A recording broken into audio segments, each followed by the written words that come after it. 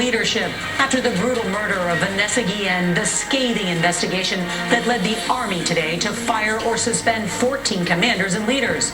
Plus our exclusive interview with the Army Secretary after CBS News spoke with dozens of sexual assault survivors and families. What do you want to say to those families? College admission scandal. The daughter of actor Lori Loughlin breaks her silence, saying she now realizes she's, quote, the poster child for white privilege. And remembering pioneer Chuck Yeager, the first human to break the sound barrier. This is the Pentagon. Sweeping punishments at Fort Hood following the death of Vanessa Guillen. 14 senior leaders fired or suspended by the Pentagon tonight. Armed police raid the home of a scientist in Florida, the state's former COVID data tracker. She claims officers pointed guns at her children, and she says this is retaliation. And paying tribute tonight to an American hero, Chuck Yeager, the first person to break the sound barrier, America's greatest pilot. From ABC News World Headquarters in New York, this is World News Tonight with David Muir. Good evening, and it's great to have you with us here on a Tuesday. A scathing new report by the Army describes a culture of sexual harassment and assault at Fort Hood in Texas. 14 base leaders, including 2 generals, have been removed or suspended. CBS's Vanessa Guillen reports tonight from Fort Hood. We are not going to fix some of the challenges we have here at Fort Hood unless you get on board. In front of thousands of soldiers, Fort Hood's commanding officer, Lieutenant General Robert White, took full responsibility for the failures outlined in the report, including a finding that only 59 out of 93 accounts of sexual assault were actually reported. What do you say to the victims who did not have enough confidence in the Army to report crimes like sexual harassment and sexual assault? Well, for those victims that are out there that will not report, the first thing I did was I gave everybody my phone number. You can call me 24/7 if you don't have confidence in your chain of command. In the 136-page report, an independent panel issued 9 findings, including that the command climate at Fort Hood has been permissive of sexual harassment and sexual assault. Today's revelations gave some soldiers the courage to speak out and finally be heard. So for the first 2 weeks, 3 weeks I was back, I was living in the same barracks with the person who raped me. The nearly 4-month investigation comes in a year in which 31 soldiers assigned to Fort Hood died by suicide, accident, or homicide, including the murder of 20-year-old specialist Vanessa Guillen. Before her death, Guillen told her family and friends she'd been sexually harassed on post, something the Army continues to investigate. It's for us to keep on asking for justice, to find those who are responsible. In the report, one soldier said she felt like sexual harassment and assault was like initiation here at Fort Hood. It's a sentiment shared by 2 victims that we spoke with just minutes ago. The Army Secretary says these 70 reform recommendations are just the first steps to solving this big problem. Nora? Vanessa Guillen, thank you. Now to our exclusive CBS News interview with Army Secretary Ryan McCoy. She does. She was doing a job that she loved. It was for her country. And to think that that's what took her life. That's what broke her. They wanted her body, and they took her soul. Were you able to see our series of reports on CBS? Yes, it was very powerful reporting. And anytime you see soldiers, or we're soldiers for life, whether they're on active duty or not, for them to come forward, it shows how terribly hurt they were, and it just compelled me want to respond. What do you want to say to those families? I'm a father. I have a young daughter that couldn't imagine the pain that they're going through. And what do you say to families about whether that's going to change or not? It will change. It's going to change. We're going to use that 140-page report as a mechanism to create the enduring change that we need. It will change the Army. Sexual harassment and assault in the military are not new. 15 years ago, the Pentagon created a program to try to fix it. Today's report sheds light on where it falls short. I noticed that in the new report, you acknowledge that ineffective due to command climate. That sounds kind of like a euphemism. What is command climate? Commanders. That's the problem. in this case. Some of them, yes. And while today's report outlines wide-ranging reforms, one of the most stunning revelations is that only half of female soldiers interviewed felt confident their commanders would take any report seriously. Those survivors and whistleblowers that we spoke with raised real concerns about whether the Army can police itself. It's fair for them to be upset. Results matter. So is it a cultural issue or is it a command issue? Commanders set the culture. And those commanders will be held accountable. Correct. You will likely leave in a new administration. How do you ensure that this doesn't just become one more report about one more problem? It's why I wanted to make this decision before January 20th. I did not want to pass this to my successor. People need us to perform, and we're not, in this particular issue, we're not performing well, but we will get better. And that includes fighting for the soldiers who are victims. Every day. And we will continue to follow this story. And while the Army took these steps today, we should note that our reporting revealed the failure to stop sexual assault is not just limited to Fort Hood or even the Army. The problem is more widespread and impacts all branches of the U.S. military. There is still much more news ahead on tonight's CBS Evening News. The daughter of actor... Thank you for the opportunity. Just ahead, a closer look at confirmation challenges for President-elect Biden's pick to become the next defense secretary. We'll be right back. Being a patient with... In Sioux Falls, our normal high this time of year is 30 degrees. That's it. So we're well above that. Wind is very light, only averaging... Of the United States, Mr. Joe Biden. But Biden's first commander-in-chief decision to nominate Austin may run into a political buzzsaw on Capitol Hill. Austin needs a congressional waiver, as required by law, because he's been out of the military less than 7 years. The top Democrat on the Senate Armed Services Committee put his marker down in 2017 after a waiver was granted to James Mattis, President Trump's first defense secretary. Let me be very, very clear. I will not support a waiver for any future nominees under the incoming administration or future administrations. Now Reid says he would like to hear from Austin on why he should get a waiver. Concern also from other Democrats that civilian leadership of the military remains the norm and there isn't an unexpected cozy relationship with generals still on duty. Senator Richard Blumenthal already opposes a waiver. 3 other Democratic senators are uncertain. Choosing another recently retired general to serve in a role that is designed for a civilian just feels off, said Congresswoman Alyssa Slotkin, who knows Austin from her time at the Pentagon. Austin is a historic choice for a military that for decades has struggled with diversity. Just 19% of the enlisted force is black. Just over 8% of the force are officers, according to the Pentagon. Austin is a highly decorated combat veteran. Much of his recent career focused on Afghanistan and Iraq, where he led the 2011 withdrawal. The deeply reserved one-time 4-star now must become a public political figure, dealing with Russia, China, and convincing Congress to cut defense spending. But a former battle buddy thinks he is very much up to the job. Lloyd is a very introverted, thoughtful, ethical, and courageous soldier and individual. He's smart as a whip. Now, of course, Joe Biden and Lloyd Austin know each other from the Obama administration, but our colleague Jake Tapper has also learned that Austin had a close relationship with Beau Biden when the younger Biden was serving in Iraq under Austin's command. Walt? Interesting. All right, Barbara, start. Is to avoid being actions are common, and if you've had New York. Conquering the skies and our hearts. We'll be right back. This 4 times, including at 89 years old. What I am, I owe to the Air Force because it took an 18-year-old kid out of West Virginia and made me what I want. We all celebrated great tonight. I'll see you tomorrow. Good night.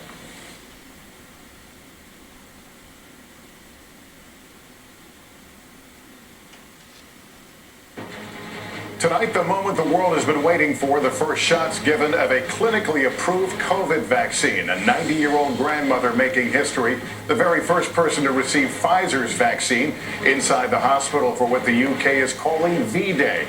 Healthcare workers lining up there as the U.S. still awaits emergency use approval. But could that approval come this week? The countdown and the FDA's first report on Pfizer's vaccine, the effectiveness after just the first of 2 shots, and how the White House is responding to a report it turned down an offer to buy millions more doses. Hospitals at the breaking point as the U.S. tops 15 million cases, ICU beds running out. A field hospital activated in a parking garage. President-elect Joe Biden's new vaccine pledge, 100 million doses in his first 100 days, but warns of challenges. The Army investigation and the dramatic action taken today after a Fort Hood soldier was brutally murdered. Our year-long NBC News investigation into prescriptions by mail, what we found, and could it be putting lives at risk? And the disturbing new FBI warning on those Ring and Nest cameras. This is NBC Nightly News with Lester Holt. Army General Lloyd Austin to be his defense secretary. The former head of U.S. forces in the Middle East would be the first African-American in that role. Harsh discipline today for more than a dozen U.S. Army officials at Fort Hood, Texas, after an investigation following the brutal killing of a 20-year-old soldier there. NBC's Courtney Kuby has the details. Tonight, in one of the biggest disciplinary actions ever taken by the Army, 14 soldiers, including general officers, have either been fired or suspended at Fort Hood. Officials say they created an environment that contributed to sexual assault, sexual harassment, and even murder. In my 33 years of service, that was the biggest gut punch I've ever received. We've got a problem we got to fix. It comes after a review sparked by the brutal murder of Army Specialist Vanessa Guillen, who went missing in April, her remains found 2 months later. A fellow soldier who later killed himself, believed to be involved in her death. Guillen's family alleged the soldier sexually harassed her. The panel interviewed hundreds of women and blasted the culture at the base, saying leadership created a permissive environment for sexual assault and sexual harassment. Guillen's family praised today's actions, but they say more needs to be done. We demand justice for our soldiers and justice for Vanessa Guillen, and to respect our female soldiers who put their life at risk. The panel offered 70 recommendations to address these issues, and Congress has introduced the I Am Vanessa Guillen Act, which would make sexual harassment a punishable crime in the military. Lester? Courtney Kuby tonight, thank you. This evening, the FBI has joined the investigation into the death of Casey Goodson in Columbus, Ohio. The 23-year-old black man was fatally shot by a deputy during an encounter on Friday. There are conflicting accounts of events before his death. Authorities say he was carrying a gun. His family says he was carrying sandwiches. The House of Representatives advanced a sweeping defense funding bill despite a veto threat. President Trump has demanded that unrelated language be in there to strip the big social media companies of legal liability protection. And he opposes changing the name of military bases that honor Confederate leaders. A veto could block a 3% pay raise for U.S. troops.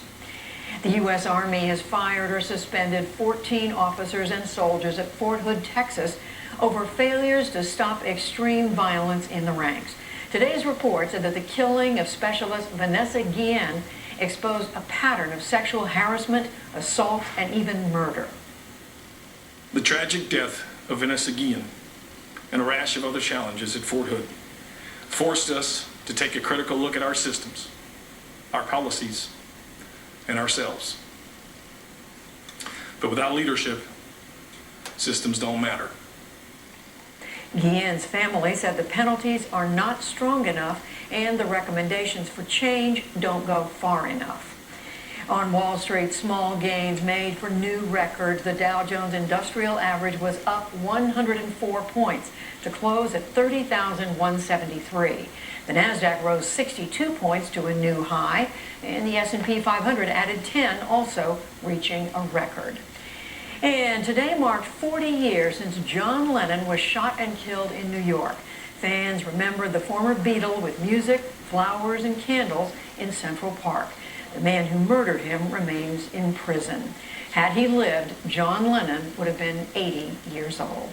Only approved that waiver twice, for former World War II five-star General George Marshall, and for President Trump's first Defense Secretary James Mattis, Austin's predecessor at Central Command. In 2017, top Senate Armed Services Democrat Jack Reed supported Mattis's waiver, but warned it was the last. Waiving the law should happen no more than once in a generation. Therefore, I will not support a waiver for future nominees. Today, Reed kept his options open during a windy interview. In all fairness, you have to give the opportunity to the nominee to explain himself or herself. That's what I think the principle is. The Congress has, since the 1940s, required that for someone to become Secretary of Defense, that they have been separated from that chain of command for long enough time back into the private sector that they still, they aren't still part of that sense of following orders. Danielle Bryan is the executive director of the Project on Government Oversight, which opposed Austin and other prospective nominees. She's also concerned Austin joined the board of Raytheon, one of the country's largest defense contractors, a few months after he retired. We want someone who has a broader perspective than sort of the same old cycle of the military-industrial complex that has been spiraling now for decades. And some regret the opportunity lost to have picked the first female Defense Secretary, Michelle Flournoy, who was on Biden's shortlist. I do feel like there's a sense of being let down from some folks, that they were really hoping that we'd be able to break this barrier. Mika Oyang is the senior vice president of the centrist think tank Third Way. Having Lloyd Austin as Secretary of Defense is a big historic moment. He has broken barriers everywhere he's gone. Race is very much still an issue in the military, but at the same time, so is gender. Both of those issues, racism and gender discrimination, are going to be on the plate for the next Secretary of Defense. Austin's defenders say he is a warrior diplomat who can deal with those issues and align with President-elect Biden's restraint. Someone who is more tied to the Defense Department and who has been in combat themselves will be a little bit more reluctant to want to send our sons and daughters to combat unless it's absolutely necessary. And Lloyd Austin is that type of individual. For the PBS NewsHour, I'm Nick Schifrin.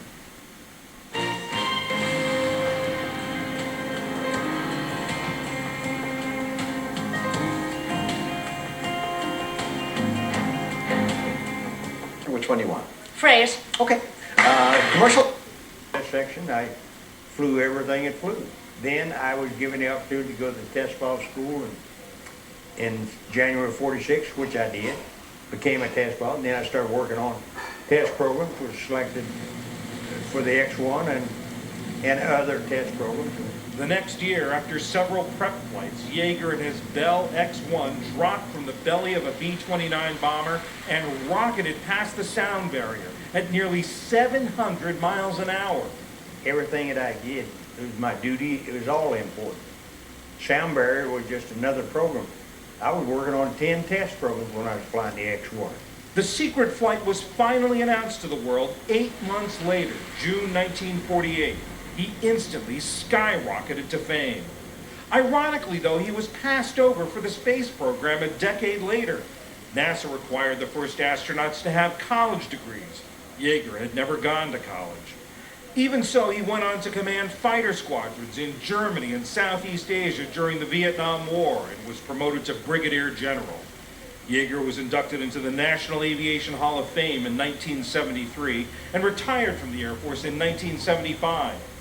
In 1979, he gained new international celebrity with the publication of Tom Wolfe's best-selling book, The Right Stuff, later made into a movie.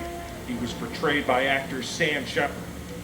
After the Challenger explosion in 1986, he served on the commission that investigated the disaster. He also worked as a consulting test pilot at Edwards Air Force Base in California and traveled abroad visiting U.S. troops in Afghanistan. 2012 marked the 65th anniversary of Yeager's supersonic flight, and at age 89, he reenacted the achievement, flying with a pilot from Nellis Air Force Base in Nevada. Afterward, he reflected on the indelible mark the military left on his life. For what I am, I owe to the Air Force because it took an 18-year-old kid out of West Virginia, taught me and made me what I was. Chuck Yeager lived out the final years of his life in Penn Valley, California. A real American hero, Chuck Yeager, was 97 years old.